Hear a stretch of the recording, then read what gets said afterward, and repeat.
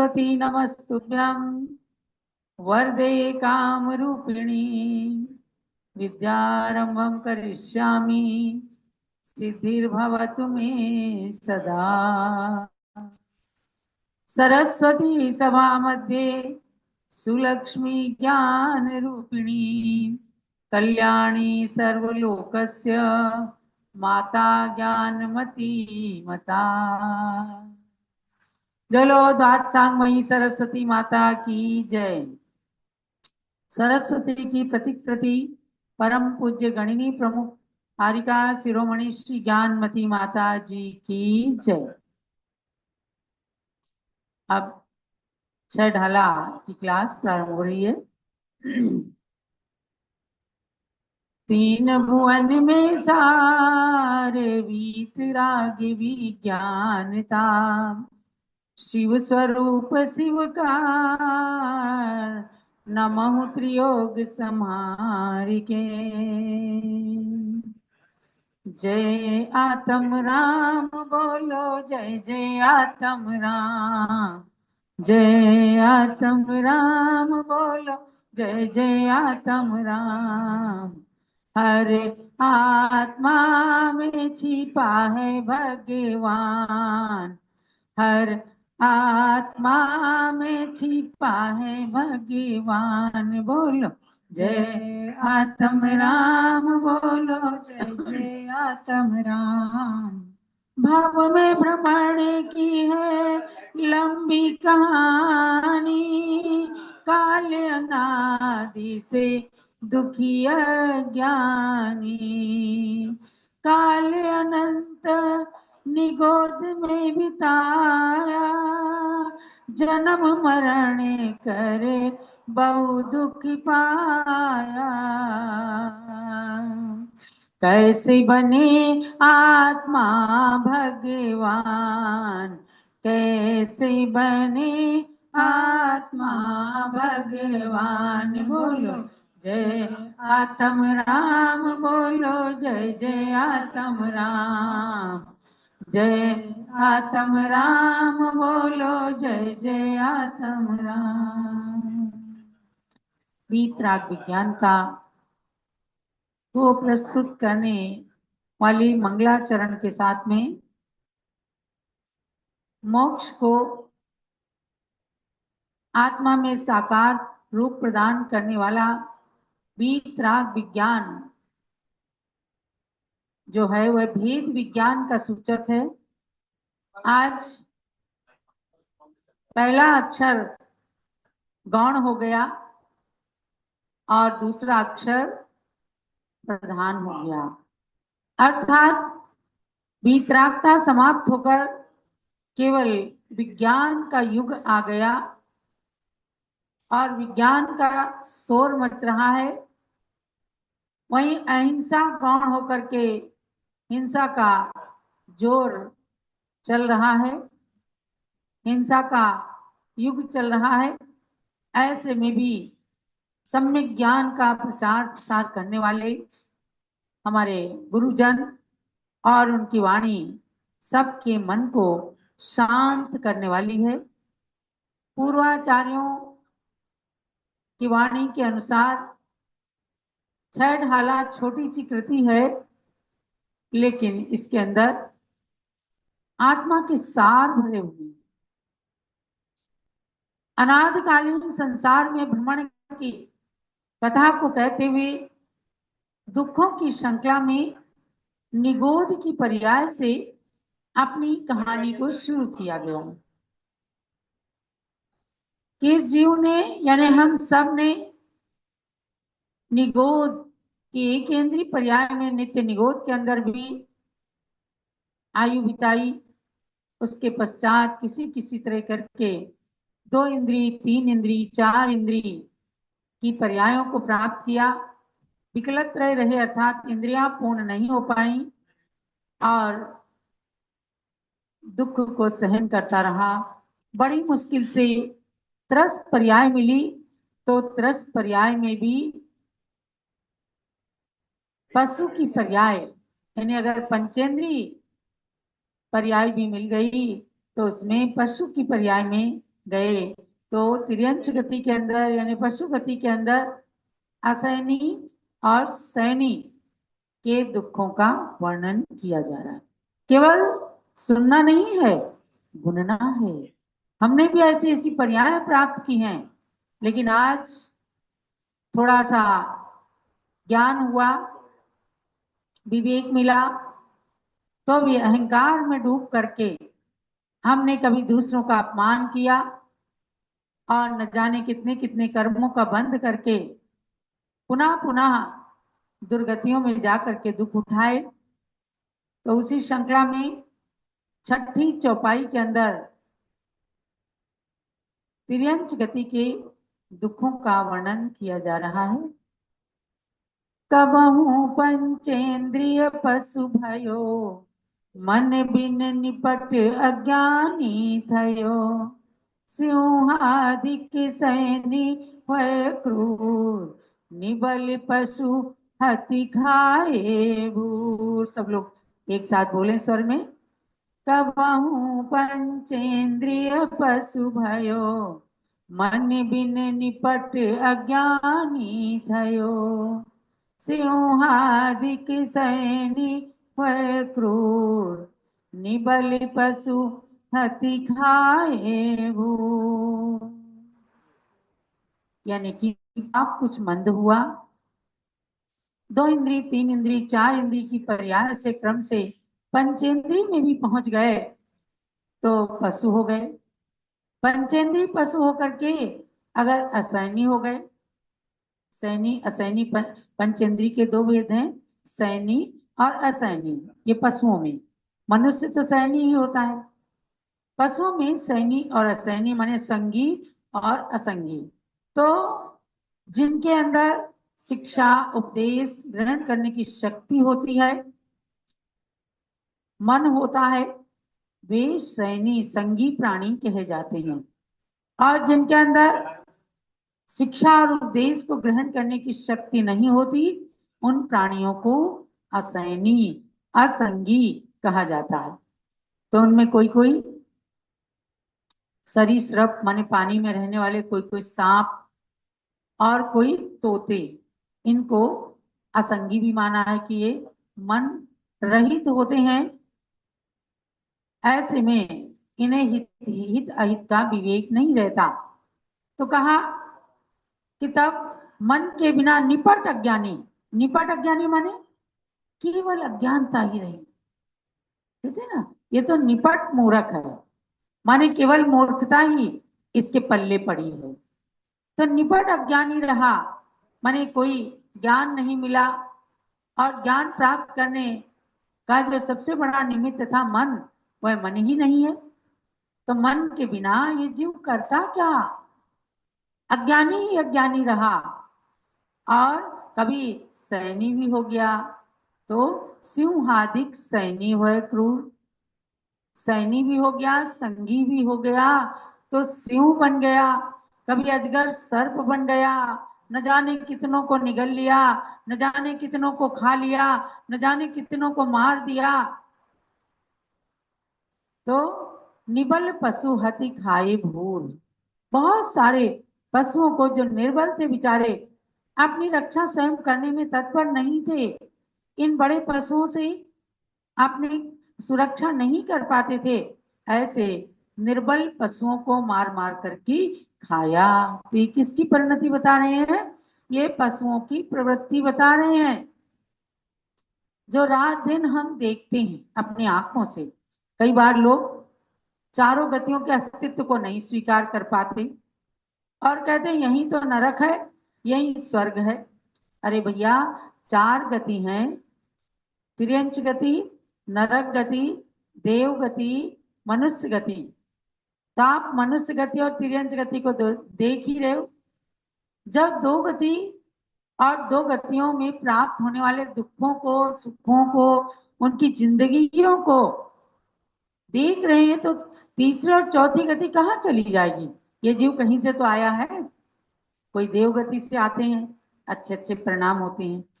हर वक्त जो संक्लिष्ट रहते हैं, दूसरों को संक्लेश में करते हैं, कहते हैं क्या नरक से आया है क्या, यानी वहां निरंतर संक्लेश में ही जिया तो किसी तरह से मनुष्य गति भी प्राप्त कर ली तो वहां भी आकर के शांति की अनुभूति नहीं कर पाता, ना दूसरों को शांत रख पाता है, ना देख पाता है।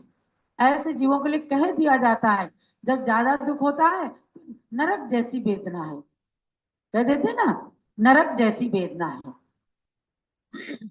लेकिन ये नहीं मालूम कि नरक में वेदना है कैसी। जब आगे पढ़ोगे ना 1000 बिच्छू डस ले तो भी उतनी वेदना नहीं होगी जितना नरक की भूमि को स्पर्श करने में होता है। लेकिन जब जीव ज्यादा दुखी हो जाता है तो कहता है पशु जैसी जिंदगी है, नरक जैसा दुख है, कह देते हैं बिगड़ते पापों कामों को देख करके। और बहुत सुखी है तो कहते देखो स्वर्ग जैसा सुख है।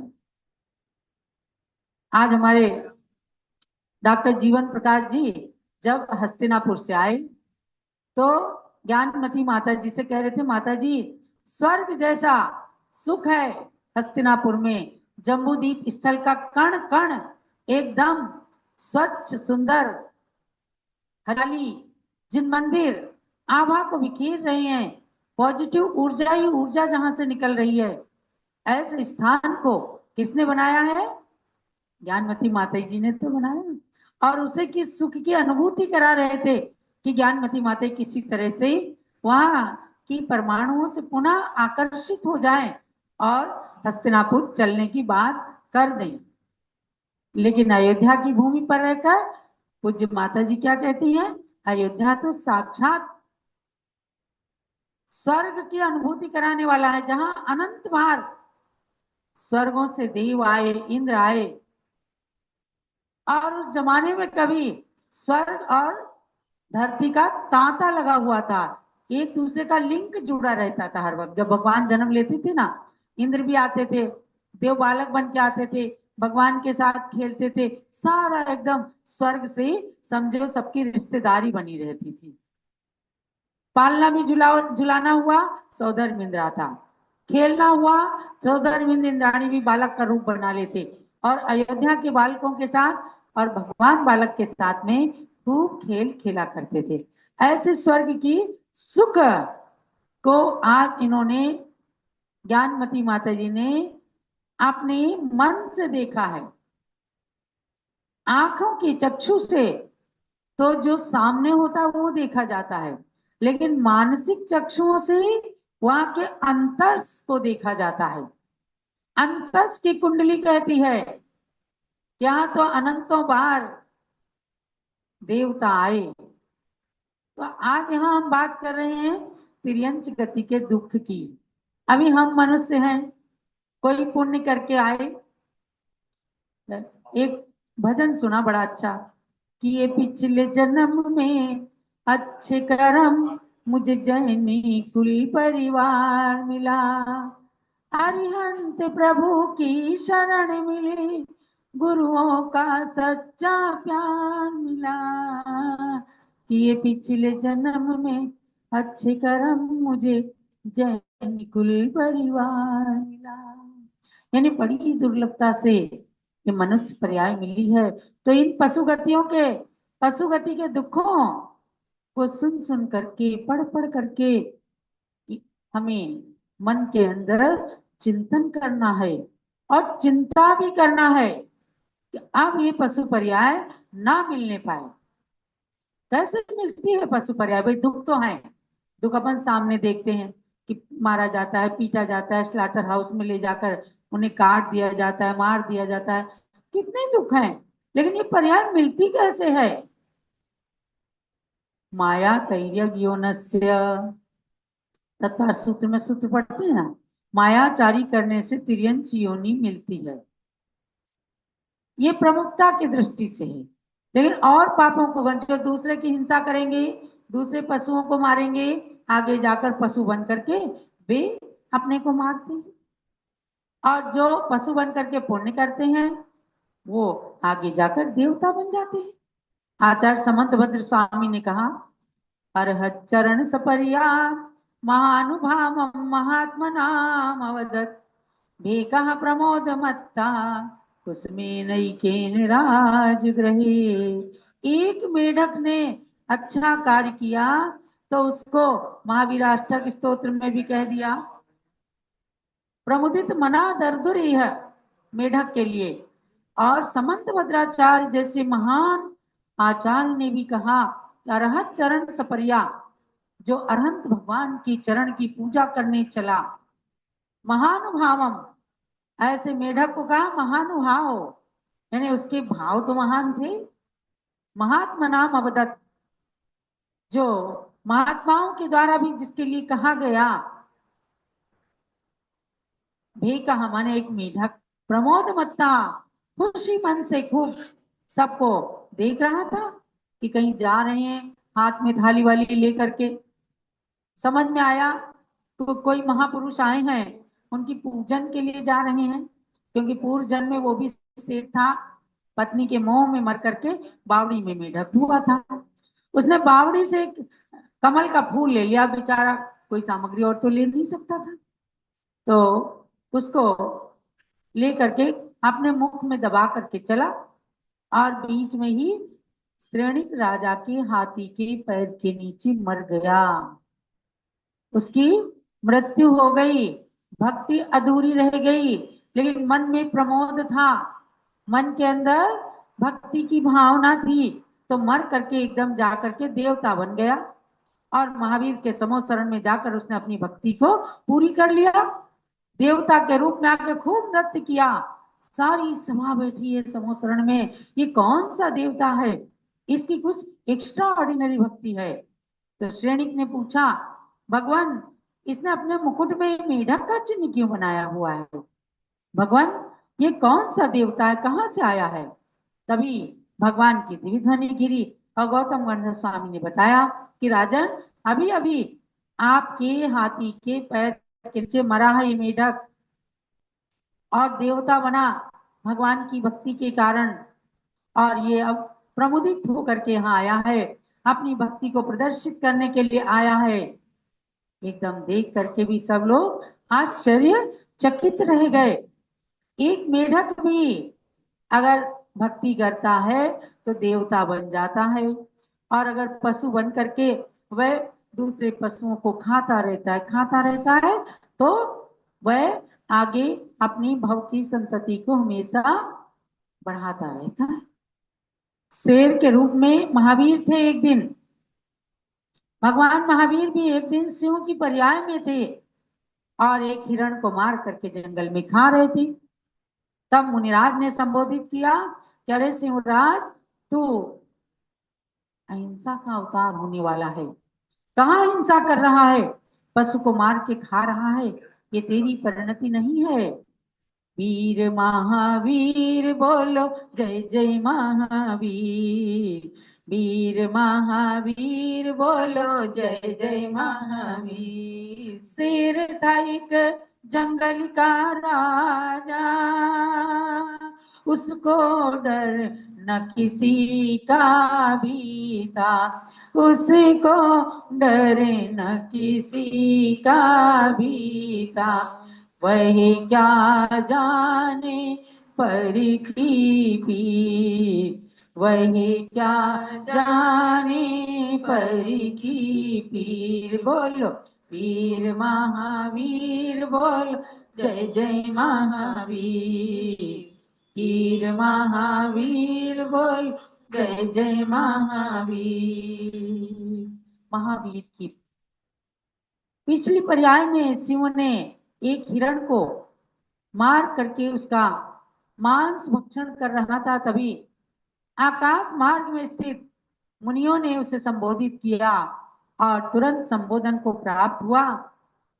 उस सिंह को जाति स्मरण हो गया पूर्व जन्मों का, और उसने सोचा मैंने कितने कितने दुखों को उठाया है और अब मुझे मुनिराज का संबोधन मिला है, आगे मेरी गति सुधरने वाली है।